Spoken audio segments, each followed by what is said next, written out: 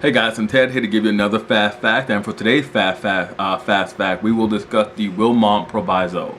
Now, the Wilmot Proviso was the first of the four main political propositions that were floated for the administration of the Mexican cession, the territory received from Mexico after the Mexican War.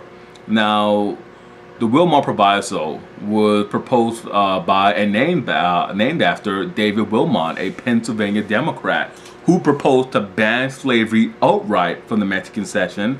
And essentially, what the Wilmot Proviso did was to outline the exact same principles that the Northwest Ordinance of 1787 did. Banning slavery outright and stating the stipulations upon which the territories might be carved out and states might be carved out from the Mexican cession. What it did, and really another major point with the Wilmot Proviso was that it echoed the assertion that Congress had the authority to govern the territories. It fell in line with previous decisions, such as the Talmadge Amendment and the Missouri Compromise, and sort of assuring that federal territory could only be that the destiny of federal territory could only be written by Congress. That Congress had full authority to write the destinies of federal territories. Now, Congress broke up along sectional lines when it came time to vote on the Wilmot Proviso. Northern Whigs generally supported it, and all but four Northern Democrats. And remember, Wilmot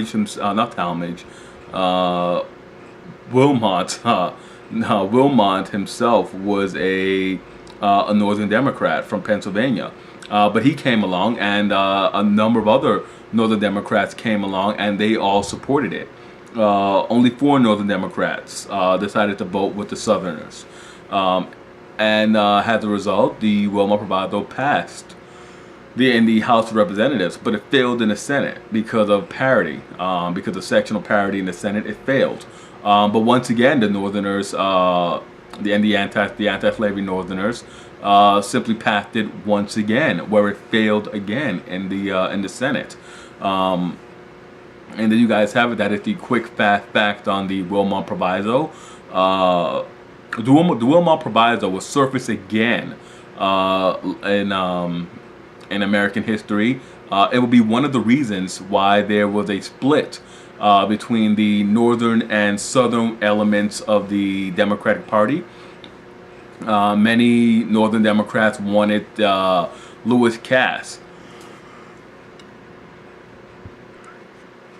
Sorry about that. Many Northern Democrats wanted Lewis Cass, who had received the party's nomination for president in 1848. They wanted him to pick up the Wilmot Proviso and to implement that in his settlement of the Mexican cession, but he wouldn't. And when he didn't, they would splinter off and form what would essentially become the Free Soil Party, and end up running Martin Van Buren as their presidential choice, who advocated implementing the Wilmot Proviso to settle the Mexican cession.